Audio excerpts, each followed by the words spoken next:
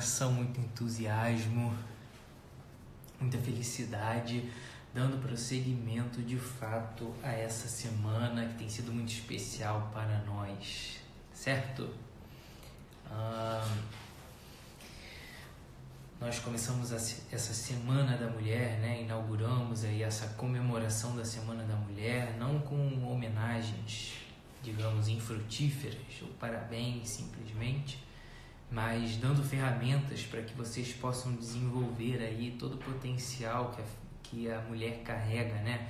Conhecendo aí os seus elementos, conhecendo os elementos acerca da feminilidade, para que a gente possa percorrer aí essa semana como um caminho, como uma jornada, revendo vários pontos aí referentes à vida da mulher, para que ao final dessa caminhada, dessa jornada, vocês possam ser mulheres mais fortes, mais conscientes e, de fato, mulheres mais mulheres, né? Como eu anunciei lá no começo, nós temos uma semana bastante intensa aí, com convidados mais do que especiais, e como não poderia ser diferente, na semana,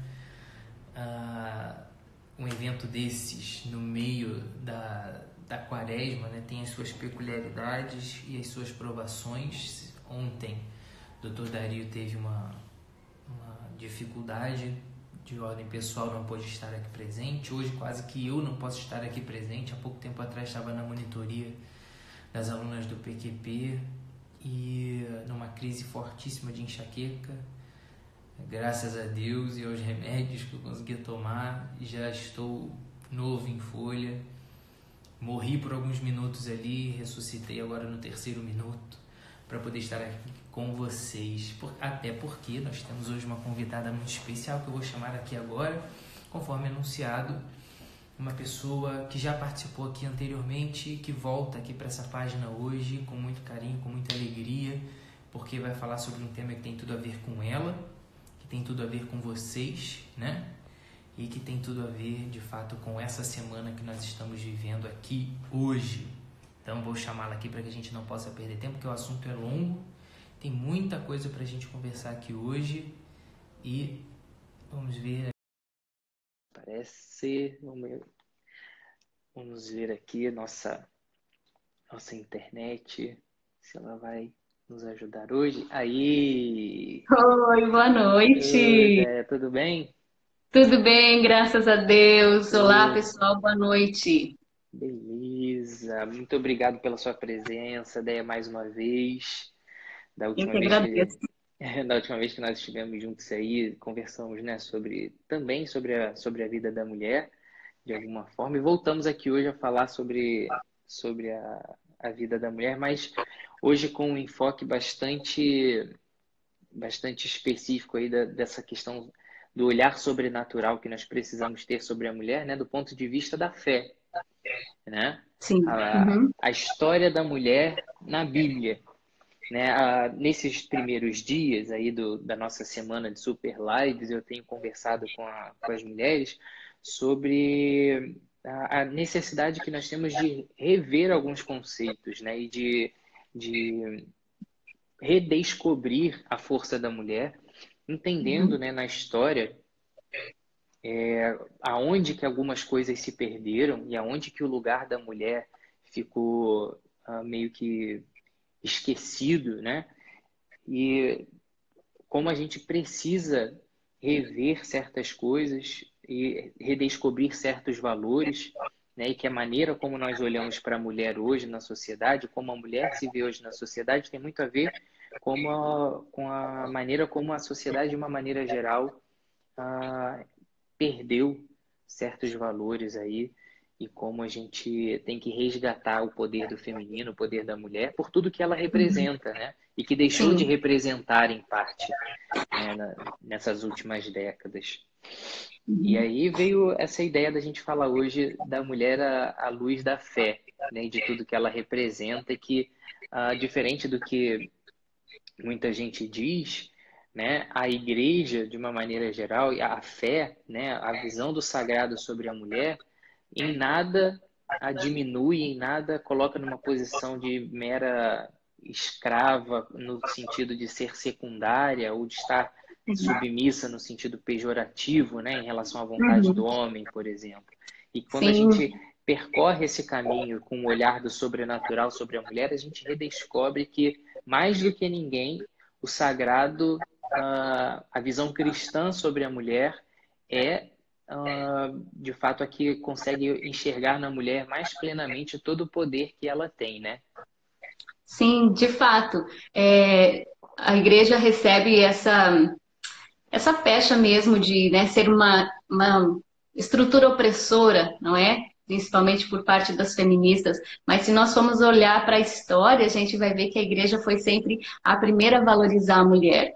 Nós fomos olhar para a história do povo de Deus, nós formos olhar para a palavra de Deus, que é o tema em especial hoje, a gente vai ver como as mulheres, mesmo em meio a uma sociedade bem machista, como é o Antigo Testamento, né? A gente vai ver como as mulheres tinham uma força especial e como aquelas mulheres que sabiam se unir à vontade de Deus, elas conseguiam fazer atos heróicos, não é? A palavra de Deus está cheia dessas heroínas da Bíblia. A gente vai olhar para uma Esther, para uma Judite, né? Vamos olhar para uma Ana, para tantas mulheres da palavra de Deus, do Antigo e do Novo Testamento, que tiveram atos que muitas vezes nenhum homem conseguiu ter. A gente olha para uma Esther, por exemplo, ela, somente ela, por sua beleza, docilidade, obediência e temor a Deus, fé em Deus, ela conseguiu salvar todo o seu povo, arriscando a sua vida, porque ali naquele ato de se apresentar ao rei e assumir que ela era uma judia, ela poderia perder a sua vida, ela poderia ser morta como toda a sua raça. Mas depois de 3 dias e 3 noites de jejum, ela, temente a Deus, se apresenta ao rei e ganha as graças do rei, e muda toda a história do seu povo. Então, são exemplos na palavra de Deus de que realmente quando a gente sabe usar daqueles que são os nossos dons femininos, quando a gente reconhece a nossa dignidade e a nossa força, e quando a gente vive a principal virtude de todas, que é a virtude da humildade, se colocando dependente de Deus, se colocando submissa, totalmente um nada diante da grandeza de Deus, como Deus pode fazer maravilhas na nossa vida. Então a gente tem muito que aprender. Em todas as situações da nossa vida, isso que é o interessante da palavra de Deus. A palavra de Deus, ela consegue nos trazer respostas para todas as situações da nossa vida. Não naquela aquele simples ato, vou abrir a palavra para ver o que Deus quer de mim. Mas conhecendo a fundo a palavra de Deus realmente, conhecendo aquilo que o povo de Deus viveu, a gente consegue orientar a nossa vida nas mais diversas situações, né? Por exemplo, uma das mulheres da Bíblia, que às vezes soa até como a desprezível, como aquela que foi a culpada de todos os males que nós trazemos hoje, né? Eva. E ninguém quer falar de Eva. A gente quer falar de Nossa Senhora, é claro, vamos falar muito dela, porque ela é o exemplo maior, mas queremos citar as grandes mulheres da Bíblia, mas a primeira, né, criada por Deus, né? Às vezes a gente coloca Eva, né, com aquele jugo, a pecadora, mas não nos esqueçamos que Eva foi criada por Deus, né? Ali Deus colocou todo o seu amor. Em Adão e Eva, embora depois se tornaram pecadores, e quem de nós não eles receberam ali todo o amor, toda a atenção, todo o carinho de Deus. E Eva revela para nós o nosso chamado principal, o chamado comum a todos os homens, da vida matrimonial, né? Eva fala para nós qual é a nossa vocação. Aquela de auxiliar do esposo, retirada da costela do homem, para estar ao lado do homem. Eva revela então para nós a nossa missão de esposas. A nós que somos chamadas ao matrimônio, nós temos sim muito a aprender com Eva, porque até mesmo para que a gente entenda o sentido do matrimônio lá no princípio, como era quando tudo foi criado por Deus, como Deus sonhou o matrimônio, né? Adão olhava para Eva e via em Eva toda aquela sua formosura, aquela sua beleza, né? E São João Paulo II fala na Teologia do Corpo que Eva, ela era translúcida. Adão olhava para Eva e não via simplesmente um corpo, mas ele via Deus, ele via a beleza de Deus. Eva, na sua pureza, antes do pecado, olhava para Adão e via a força de Deus. Então, tudo essa realidade inicial, né, do matrimônio, da mulher que foi feita para ser auxiliar de Deus, nós precisamos resgatar para livrarmos os nossos olhos, as nossas atitudes dessa visão tão egoísta de matrimônio. Porque Eva, ela era toda doação para Adão. Adão era todo doação para Eva, né? E ali eles viviam nesta unidade perfeita, numa comunhão perfeita. Adão, Eva e Deus. Três para casar, como é o livro do Dom Fulton Sheen. Eles viviam esse triângulo amoroso, como nós também precisamos viver nos nossos relacionamentos, no nosso matrimônio. Viver este relacionamento a três. Eu, o esposo e Deus. Então, no princípio era assim. Porém, também com Eva, a gente vai aprender como não reagir muitas vezes diante da tentação. Porque, num dado momento, Eva que tinha tudo, Eva estava no paraíso, ela não precisava de mais nada. Ela tinha ali tudo, todo o prazer, toda a satisfação, toda a realização. Ela estava no paraíso. Mas ainda assim, a serpente aparece e coloca no coração de Eva a dúvida. Quantas de nós no nosso matrimônio temos tudo?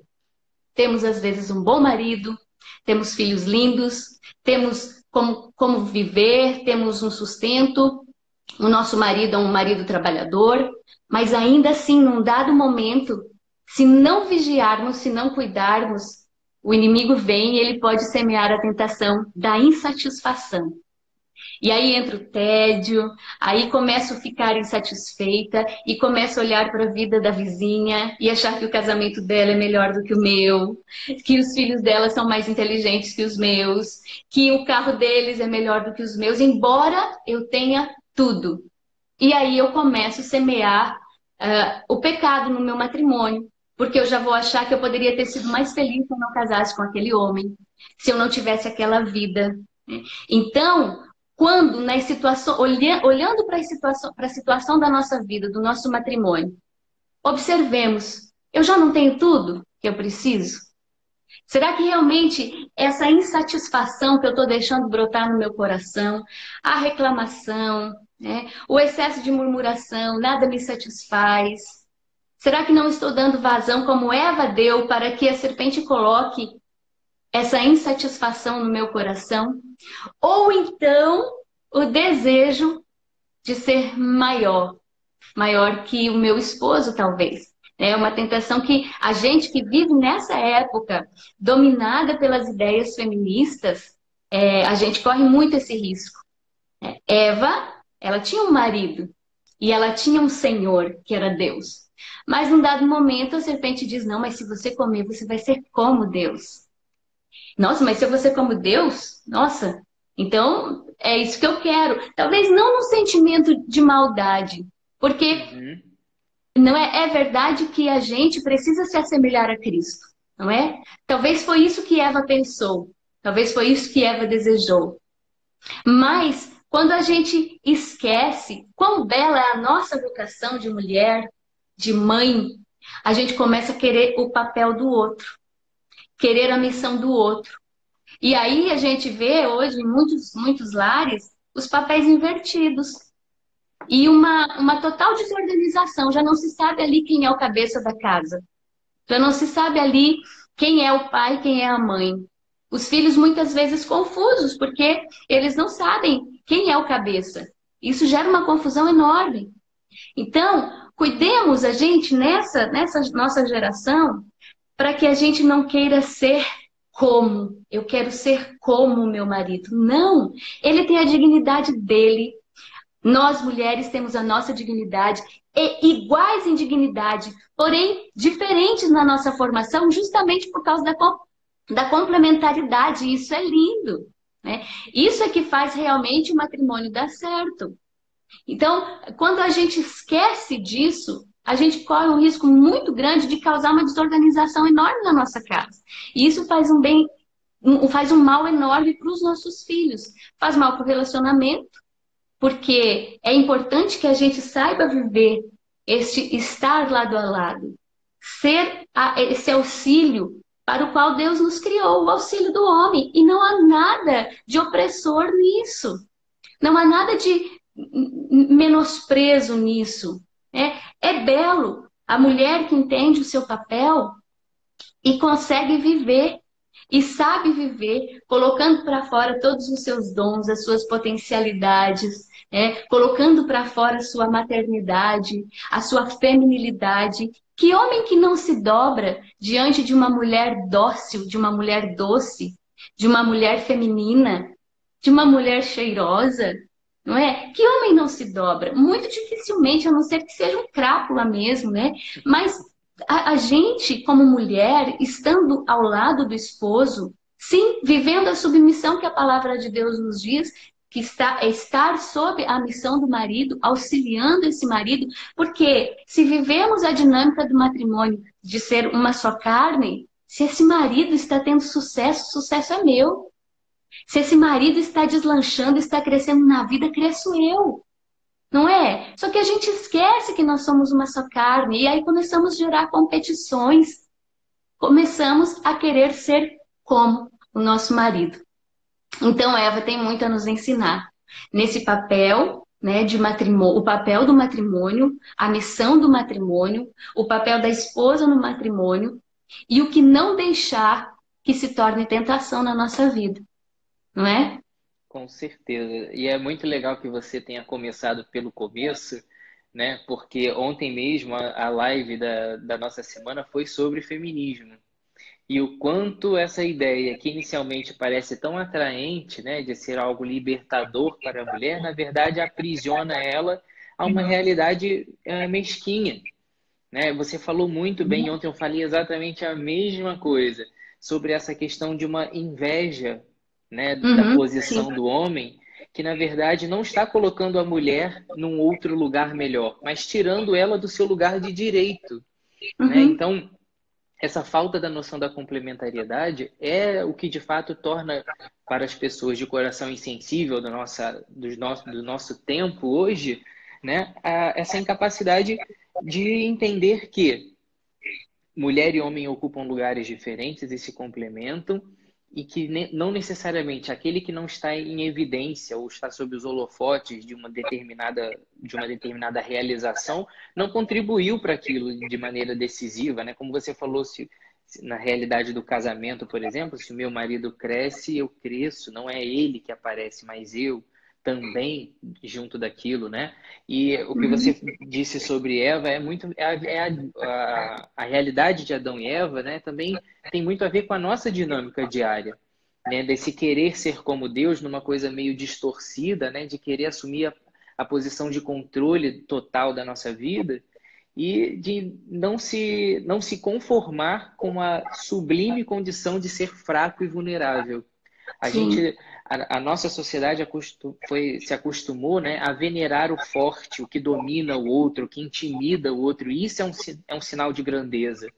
Mas a história da humanidade toda, né, na narrativa da Bíblia, é a história do povo que não consegue entender que assumir a sua fragilidade é, ao mesmo tempo, assumir a abertura total a essa graça que só está disponível aos corações humildes. Né? Sim. Deus resiste aos soberbos. É isso, né? mesmo, eu ia falar exatamente isso. Mas ele resiste aos soberbos e se dobra aos humildes. E quando a gente vai olhar toda a história do povo de Deus e a história das mulheres da Bíblia, a gente vai ver que todas elas que se destacaram, que hoje a gente pode olhar para elas e tê-las como exemplo, foram aquelas que tiveram essa virtude principal da humildade. Não é? Você olha para Ana, por exemplo, mulher de Eucana, não tinha filhos. E Eucana, na poligamia, tinha mais uma esposa, Penina, que tinha muitos filhos. Aí você imagina o coração sangrando daquela esposa de Ana, uma mulher temente a Deus, uma mulher de oração, uma mulher fiel, mas que não tinha filhos.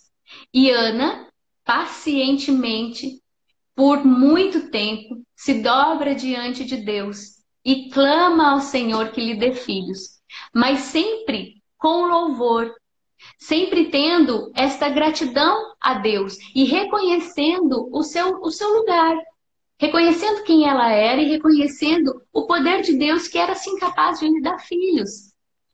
E ali Ana, vivendo toda a humilhação que Penina fazia né, muitas vezes até mesmo fazia chacota com Ana, porque ela tinha filhos e Ana não. E Ana suporta no silêncio, na humildade, na sua pequenez, e mostra para nós que uma alma humilde, uma alma que se dobra, a mulher que se dobra diante de Deus, ela ganha graça diante de Deus. Ela alcança, ela atinge o coração de Deus. Então, Ana nos mostra aí o valor da humildade, o valor da oração e da paciência. Porque tanto Ana pede que Deus dá. E Deus não dá um só. Deus dá Samuel, que Ana diz a Deus que vai devolver a ele. Olha que beleza. Eu quero um filho, Senhor, mas ela não queria para si. Ana, além de humilde, além de mulher de fé, ela era despojada. Eu não quero para mim. Eu quero, Senhor, para que eu viva a minha missão, para que eu cumpra a minha missão de esposa e dê filhos ao meu esposo. Mas ela diz, Senhor, se tu me deres, eu lhe devolverei. E assim que ela desmama Samuel, ela já entrega Samuel no templo. Pensa, que despojamento. Mas a gente aprende com ela que muitas vezes, quantas vezes nós queremos lutar com as nossas próprias armas, né? Olhando até mesmo para os matrimônios que vivem a difícil realidade da infertilidade. Você como médico que trabalha direto com isso. E que quantas vezes tentam lutar com as próprias armas. Será que você já deu tudo na oração? Será que o teu coração está humilhado diante de Deus? Ou será que com soberba nós estamos tentando resolver ao nosso modo essas situações que nos aparecem? Falo isso desses relacionamentos, desses matrimônios que vivem a difícil realidade da infertilidade, mas de todas as situações que a gente vive. Será que a gente... Para tudo. Quantas vezes a gente tenta resolver tudo ao nosso jeito? Com as nossas próprias armas, com a nossa impaciência, a nossa impetuosidade, até mesmo querendo tudo para ontem. Deus está demorando muito. Mas como é que está o seu joelho, esposa? Como é que está a sua vida de oração? A gente que trabalha muito com família, a gente recebe muitas realidades, né? Pedido de ajuda e tudo mais. Quantas vezes as mulheres, olha, eu vou desistir do meu casamento, eu não suporto mais, meu marido é grosso, meu marido é agressivo, meu marido não me respeita, meu marido não me valoriza. Mas com que assiduidade, com que força, com que fervor você tem rezado por esse marido? Que sacrifício você tem feito? Você tem ido às lágrimas por esse homem? Você tem ido às lágrimas diante de Deus pelo seu matrimônio? Ou simplesmente é mais fácil entregar os pontos? E aí Ana nos mostra que não. Ana chora diante de Deus. Ana geme diante de Deus. A alma de Ana sangra diante de Deus. E só se ouvem gemidos daquela alma que implorava, que já não suportava mais aquela humilhação. E que de tão humilde que era, reconhecendo a grandeza de Deus, encontra graça diante de Deus. Muitas vezes a gente se esquece disso, de humilhar a nossa alma diante de Deus. E a gente quer, do nosso jeito, resolver tudo. E não é por aí. A mesma coisa foi com Esther. Esther reconhece. Esther foi nomeada rainha. Esther, a mulher mais linda do reino, assim que o rei a viu, já nomeou ela para ser rainha no lugar da outra que já era rainha. Não, sai você que eu achei uma mais bonita que você. E vem Esther, né? Mas Esther em nenhum momento se coloca como superior às outras mulheres do reino. E nem como superior ao seu povo. Ela não deixa de se relacionar, de querer saber como estava o seu povo, de estar com seu primo Mardoqueu, saber como estavam as coisas. Ela permanece a mesma, humilde.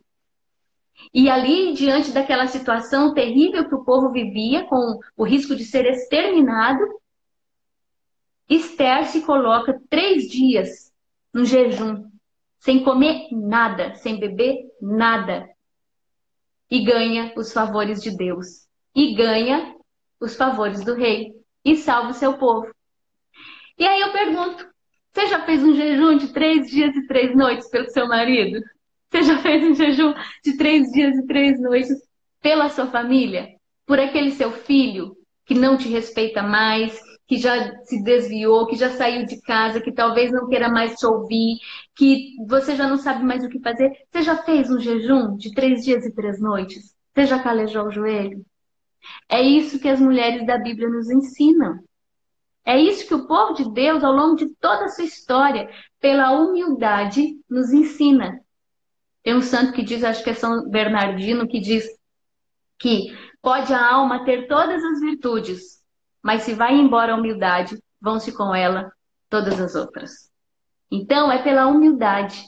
E as mulheres da Bíblia, estas que citei até agora, elas nos mostram isso. É claro que tem outros exemplos, tem outros que nos mostram exatamente o contrário, não é? Sim, sim.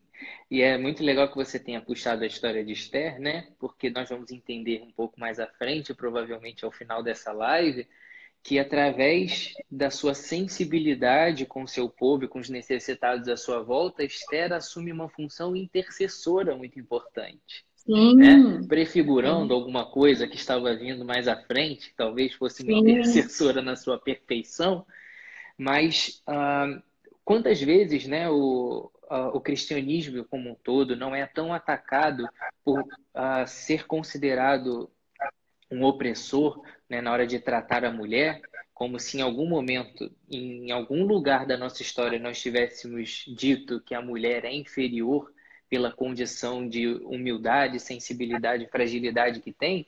Essas pessoas se esquecem de pesquisar e estudar que na história do povo, que é narrada na Bíblia, essas atitudes de humildade da mulher é que fizeram todo um povo se dobrar à sua vontade, não o contrário, Uhum, né? uhum. Diante do rei, a atitude humilde, sincera de uma mulher é que converteu, né, o coração ali do rei e concedeu que ela pudesse interceder pelo seu povo e salvar a vida do seu povo, né? Uma mulher que usou da sua beleza não como uma moeda de troca, que não se vendeu pela sua beleza, mas que conquistou a salvação do seu povo inicialmente pela beleza, uma beleza que abriu as portas, né, para que as virtudes se mostrassem através delas. E essa é uma outra grande lição que Esther nos dá, por exemplo, Sim, do mau uhum. uso que as mulheres podem fazer dos seus recursos. E que por isso, muitas vezes, na própria Bíblia, quando nós temos um olhar mais consciente e delicado sobre isso, e que muitas vezes, por exemplo, como no livro de Eclesiástico, nos Provérbios, muitas vezes a mulher é colocada como um ser perigoso e que pode levar o homem à ruína, por exemplo, é aquela mulher que não é pela condição de ser mulher, mas é aquela mulher que não percebe a grandiosidade daqueles dons que tem e que usa Uhum. aquilo para o mal, para manipular e não para uma persuasão boa, né? Para Sim, estar atenta às necessidades dos mais fracos e ajudá-los e não para manipular aqueles que ela julga que são mais fracos, né? Então, sim, existe toda uma dinâmica diferente, um olhar sobrenatural que precisa ser dado a todas essas descrições, porque ao mesmo tempo que se diz na Bíblia que a mulher pode ser a ruína do homem, uma esposa sensata e fiel é mais valiosa do que o ouro. Então, não é uma questão de simplesmente menosprezar ou diminuir o papel da mulher. É de dar sim.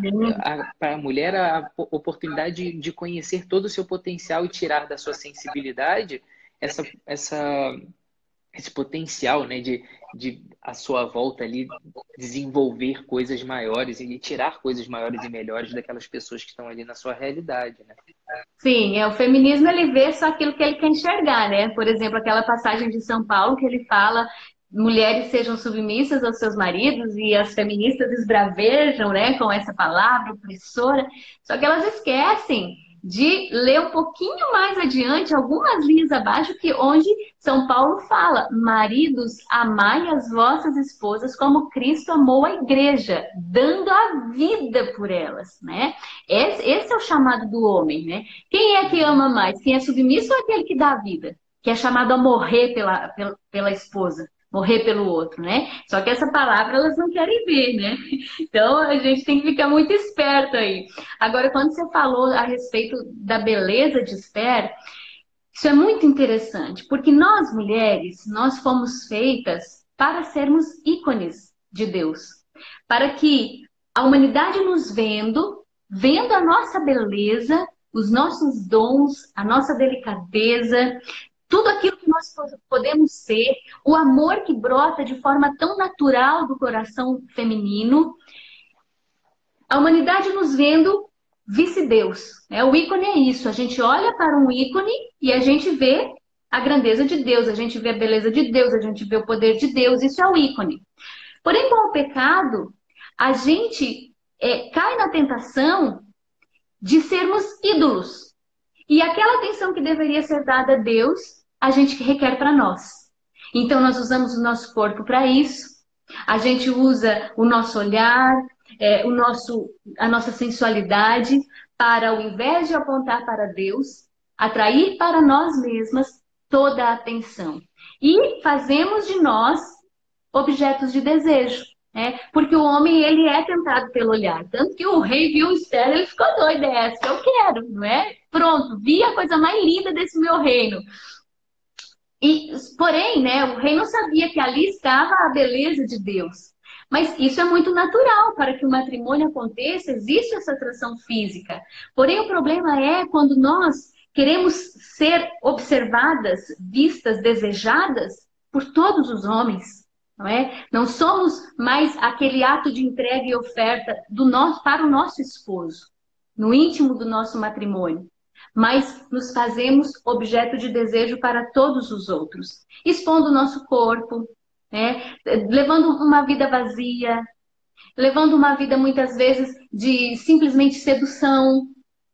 Então eu não deixo vir para fora aquilo que eu tenho de mais belo, que é a humildade, a delicadeza, a singeleza, o amor, a gratuidade, a doação, o sacrifício, que é muito próprio da mulher. Mas eu coloco para fora aquilo que eu tenho de pior. Eu uso simplesmente o meu corpo, que é um invólucro, para a sedução. E nisso tem uma mulher da Bíblia que aponta exatamente essa questão. Quando nós olhamos no Novo Testamento, um dia o rei Herodes deu uma festa e estava ali todos os convivas, e lá pelas tantas ele já embriagado entra para dançar a filha de Herodíades, uma menina, uma mocinha, né? Um corpo muito bonito, mas que não soube fazer do seu corpo um ícone, que fez naquele momento do seu corpo um ídolo e objeto de desejo de todos os homens que estavam naquela festa. E o resultado? E o resultado a gente já sabe, não é? O rei se encanta, o rei pergunta a ela: me pede o que tu quiseres, que eu te dou até metade do meu reino. A menina, que reflete muito bem aquelas pessoas que não têm opinião própria, que não conseguem tomar uma decisão, que não conseguem agir por si mesmas, não têm uma opinião formada, ela vai e pergunta para a mãe, outra descabeçada. E a mãe, que podia ter a metade do reino do rei, podia ficar de boa o resto da vida, ela pede a cabeça de João Batista, porque o profeta apontava o erro que ela vivia de estar casada com o cunhado, de estar juntada com o cunhado, né? Então, essa menina, que alguns chamam de Salomé, ela usa de seu corpo como um ídolo e ela traz sobre si a culpa da morte do maior profeta que a humanidade já conheceu, aquele que preparou a vinda de Cristo. Olha o perigo que a gente corre, olha o risco que a gente corre de, com as nossas más escolhas, quando a gente não sabe quem é, quando a gente não reconhece a nossa dignidade de mulher, a grandeza da nossa missão, o que aquela menina poderia ser, o que aquela menina poderia fazer, e o que ela recebe em troca da sua sensualidade, a cabeça de um profeta num prato. É triste demais. Muitas vezes também nós atraímos para o nosso matrimônio situações dolorosas, situações muito complicadas por causa das más escolhas que nós fazemos, por escolhas descabeçadas que fazemos, por irmos na opinião das amigas, de terceiros que não têm uma boa base para nos aconselhar, para nos instruir. E aí a gente vai fazendo escolhas erradas, vai tropeçando, vai entrando em ilusões a respeito do que seja o casamento, do que seja a vida, do que seja a maternidade, do que seja a nossa missão de mulher. E nos perdemos, porque pensamos que tudo o que tínhamos era um corpo. E tudo que poderíamos oferecer era um corpo. A mulher é muito mais do que isso. A mulher é coração, a mulher é chamada a ser a alma, a identidade da casa. Muito mais do que um corpo, muito mais do que um objeto que vai satisfazer o seu esposo. Não. Então, quando a gente olha para essa menina, para essa filha de Herodíades, a gente tem muito a aprender. Será que eu não estou sendo marionete nas mãos das ideologias todas que vêm surgindo por aí? Será que eu não estou sendo marionete nas mãos do feminismo, que tem ditado o meu comportamento?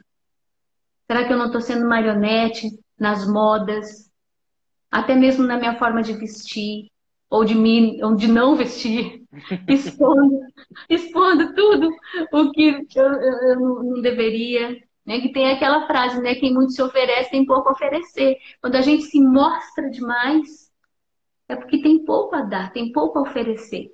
Nada além de um corpo. Né? Então, essa é uma realidade muito triste, que a gente vê hoje muitas, infelizmente, meninas jovens indo nessa onda, porque justamente como você falava hoje, o que conta é aquele que aparece, é aquele que brilha, não é? Mas que vazio, que solidão quando se encontra a quatro paredes, quando deita a cabeça no travesseiro, muitas vezes. Que tédio, né? Que vazio. Então,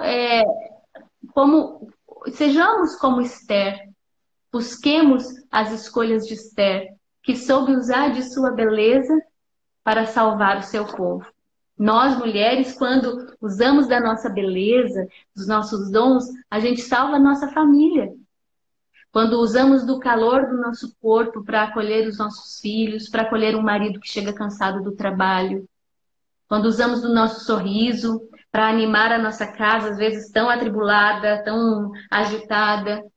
Mas às vezes a gente quer que tudo conspire ao nosso favor. Mas o que a gente faz para que as coisas melhorem, não é?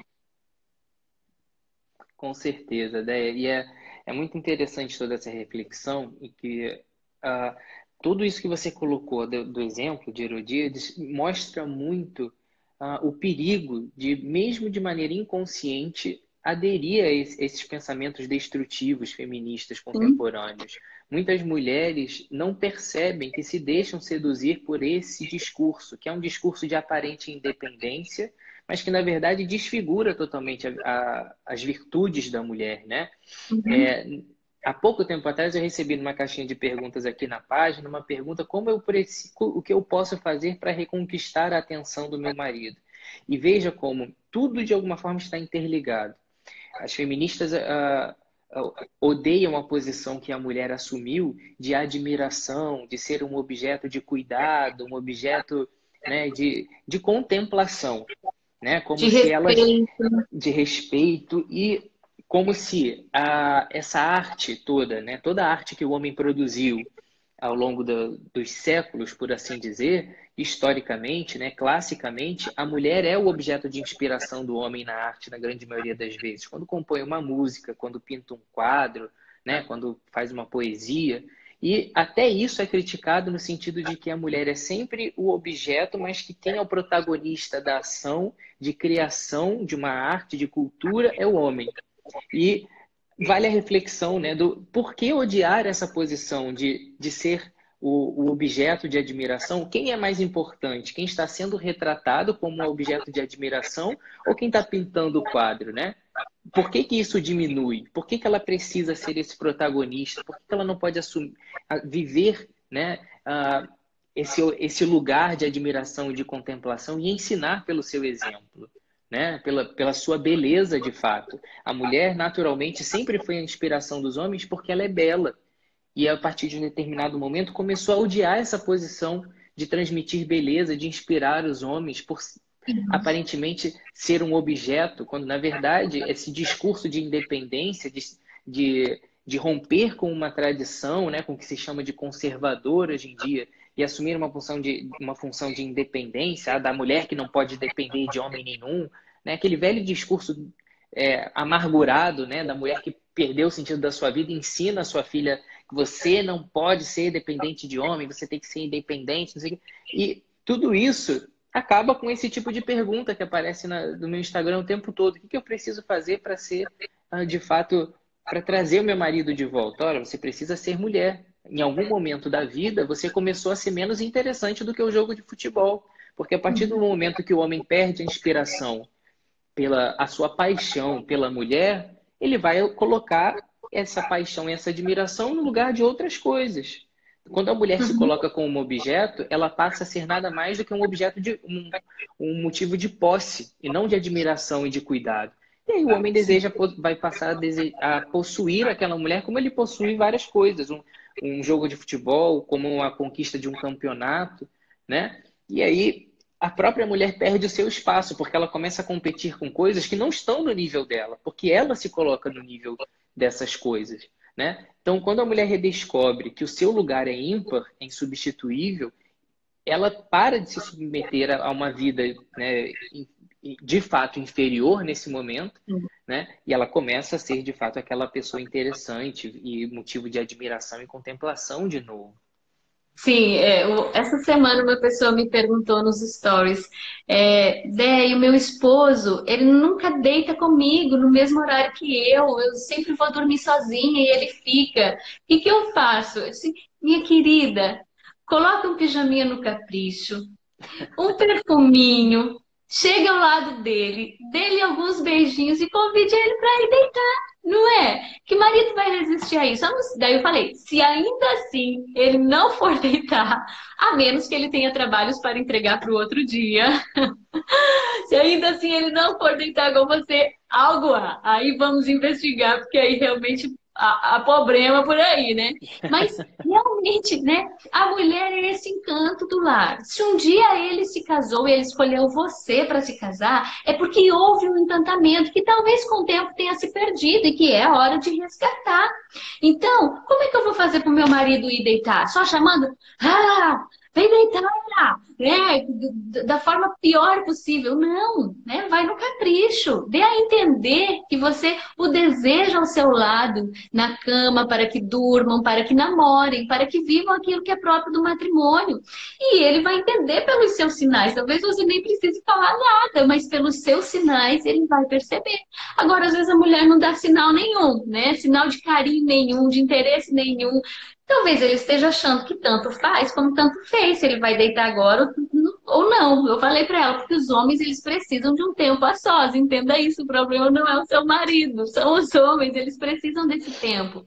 Mas uma mulher com jeitinho, né, colocando todas as suas características próprias ali, consegue conduzir o homem. Por isso que se fala que o homem é a cabeça da casa, mas a mulher é o pescoço. A gente consegue dobrar, girar, conduzir, porque nós temos esse dom.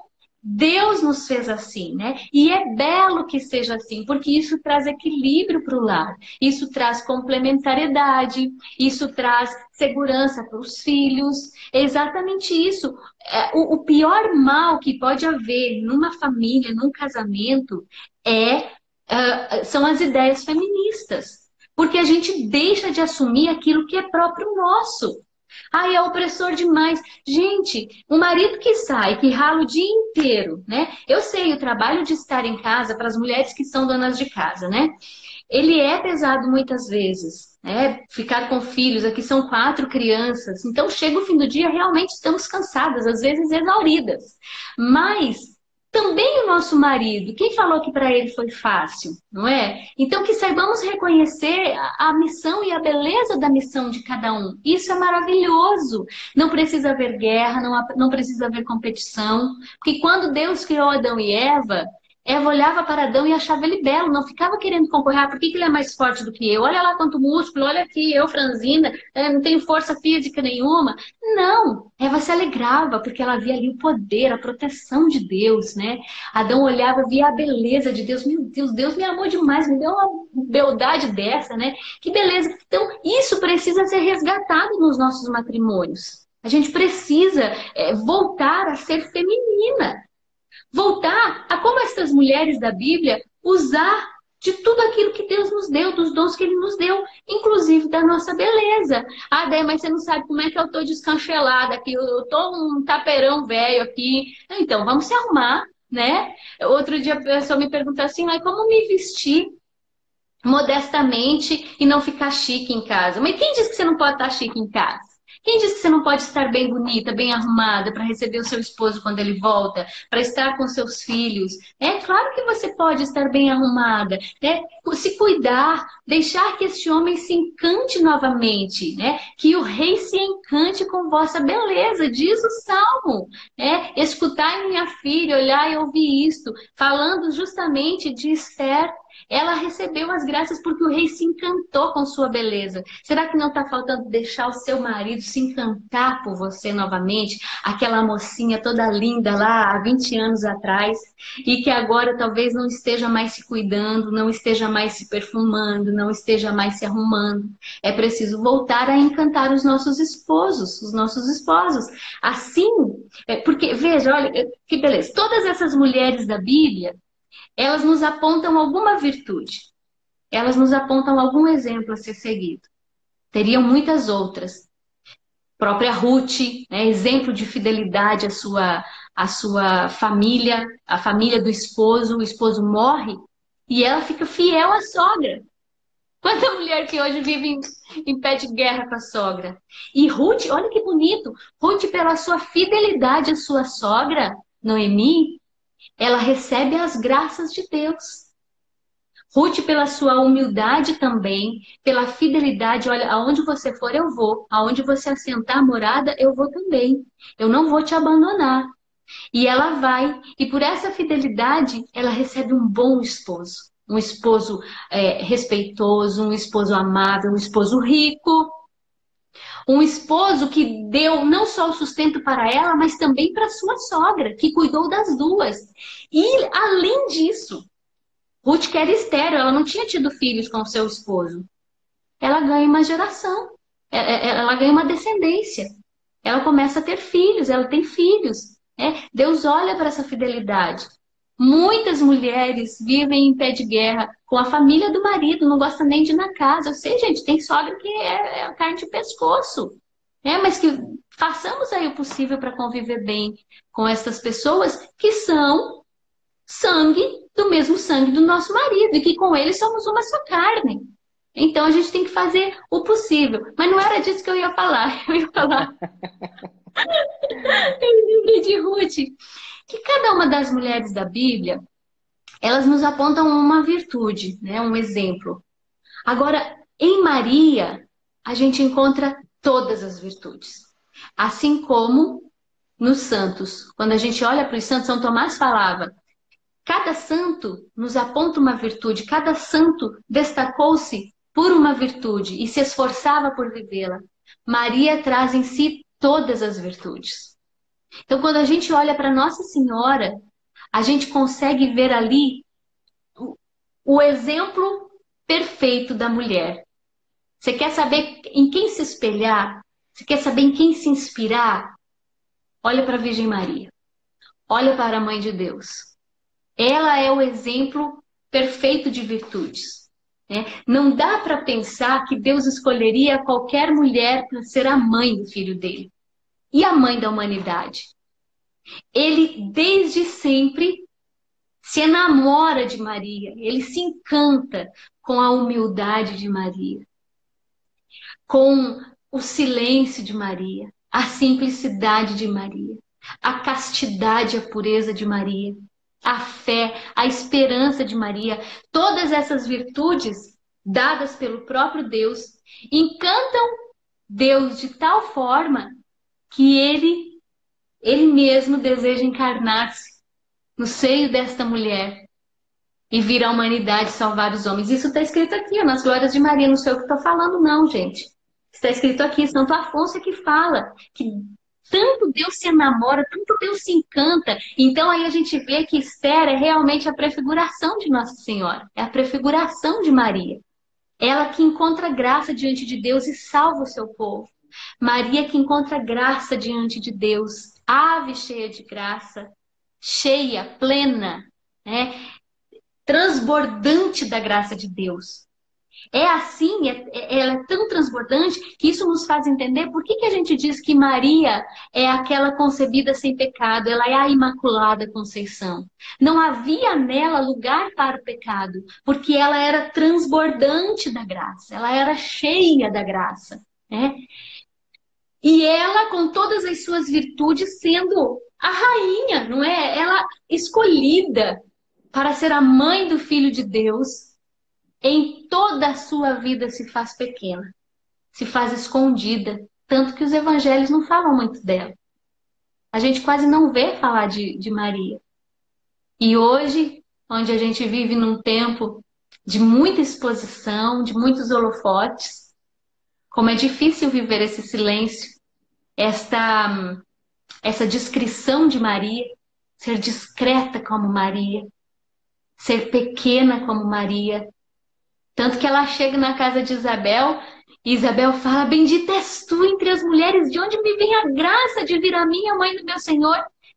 E Maria fala, como se dissesse assim: tu me louvas, mas eu louvo a Deus. O que Maria fala? Minha alma glorifica o Senhor. É a Ele, Isabel, que a gente deve glorificar, não a mim. Então, a gente vive nesse tempo em que nós somos dados a querer muitas glórias para nós. Nós mulheres, nós queremos ser vistas, elogiadas, né? Mas com Maria, a gente é chamada a viver essa discrição, essa humildade.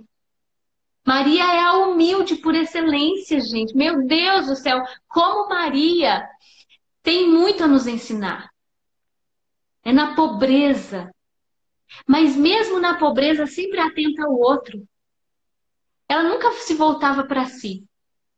Ela recebe o Filho de Deus no ventre, ela sai da sua terra, ela anda, vai até a casa de Isabel, já estando grávida. A gente sabe como os 3 primeiros meses de uma gestação são delicados, não é, doutor? Sim. E Maria, nestes 3 primeiros meses, se põe a caminho.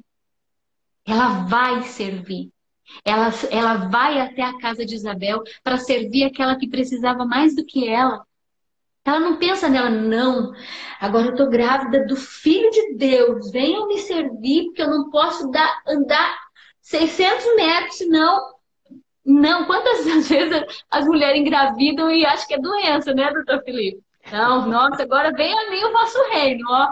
Aguinha de coco, frutinha, tudo aqui para mim. Claro, a gente tem que se cuidar, toda gestação requer cuidados.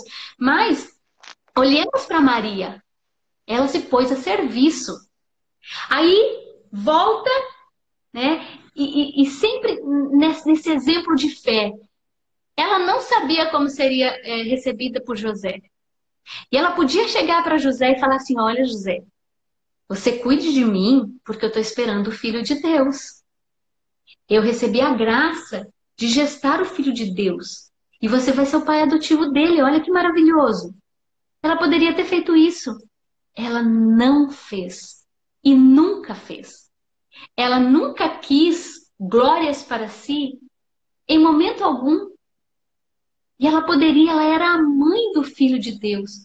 Mas ela se fez silenciosa. E ela deixa que Deus a justifique. Ela deixa que o anjo revele para José o que ela está vivendo. Correndo o risco de ser abandonada. Correndo o risco de ser mandada embora. Quantas vezes nas injustiças, né, do nosso casamento, nas injustiças das situações que a gente vive, às vezes no trabalho, em tantas situações da vida, a gente né, corre risco ali de ser prejudicado, de ser injustiçado. E a gente já vem se justificando. Não, porque a culpa foi de fulano, foi Deus que quis me dar o filho, não, não me larga não, José. Não! Maria manteve-se em silêncio. Calada, silenciosa. Se Deus me deu este filho, Ele há de me justificar. E Ele há de cuidar de mim e desta criança. E assim foi, com José cuidando dela. E quando Maria vai nas bodas de Caná, eu já estou acabando, viu, doutor? Mas fica à vontade, a live é sua. Maria é incrível, né? Sim, Maria é incrível. Ela vai para as bodas de Caná e ela não volta o seu olhar para si, nem tampouco para Jesus. Ela volta o seu olhar para a situação. E antes que os servos da festa percebam, ela já percebe que faltou vinho. Né? A gente é muito egoísta. A gente quer tudo para si. A gente vai numa festa e quer ser o primeiro a comer. A gente avança, a gente quer. Maria não, só ali, ó. Não sei nem se ela já tinha comido alguma coisa, só olhando. Falta vinho. E assim também ela nos ensina a ter um olhar mais no outro, a sair de si. Quanta gente, não é, com falta de sentido para viver, quanta gente entediada, infeliz, que não sabe servir, não sabe olhar o outro, não sabe ser para o outro, no matrimônio que quer tudo para si, né? O Tiba está me dando sinal aqui que está acabando. Mas Verdade. como nós precisamos aprender essa dinâmica do serviço, não é? No matrimônio. Quantos matrimônios infelizes por causa do egoísmo? Porque não entenderam a dinâmica do sacrifício e da doação, de se sacrificar pelo outro. Então, Maria nos ensina tudo isso. E essa riqueza de aprendizado. Né? Embora ela não seja mencionada na Bíblia, basta que a gente medite um pouquinho sobre a vida dela, pegue um bom livro sobre a vida dela para a gente aprender realmente o que é ser mulher segundo o coração de Deus. E vou te dizer que não só quantos casamentos são infelizes, mas como a sociedade muitas vezes é infeliz porque não sabe reconhecer esse exemplo.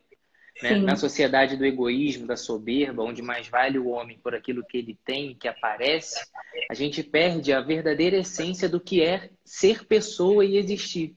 Né? O que nos dá sentido na vida, o que nos realiza plenamente, o que é o sucesso do homem, é viver uma vida sendo capaz de servir. Ninguém ensina mais isso do que o exemplo de uma mulher. E é por isso que o próprio homem retrata tanto e fala tanto sobre a mulher, porque olhar o comportamento feminino ensina sobre os próprios ensinamentos de Deus. Né? Esse olhar sobre a sensibilidade feminina que desperta no próprio homem o entendimento de que ele precisa se pôr a serviço do outro, que viver é amar, viver é se doar, viver é entregar, e que o maior entre os homens será aquele que mais amar, que mais se entregar, que mais se doar, e não aquele que mais receber, que mais intimidar, que mais dominar. Então, a Virgem Maria perfeitamente reúne todas essas características e nos ensina com maestria, né? Com uns simples gestos, aparece muito pouco, mas de maneira decisiva na Bíblia para nos ensinar que viver é amar e servir e não receber as honras disso necessariamente, né? E que o olhar da eternidade é que dá sentido a essa vida pequena que nós vivemos de serviço e de humildade, né? É isso aí. Não é possível entender que a vida não é aquilo que a gente tem, que a gente constrói e conquista com dinheiro, se a gente não perceber que tudo virará pó e que as coisas só terão sentido na eternidade, né? E, obviamente, eu não posso deixar de te agradecer agora, né, que estamos chegando ao final, e de mencionar que não podemos falar de mulher sem falar de força, e não podemos falar de mulher sem falar de família, e aproveitar aqui para fazer esse convite, né, sobre o Família Forte que você e o Tiba essa oportunidade que vocês estão dando aí para a galera. Isso,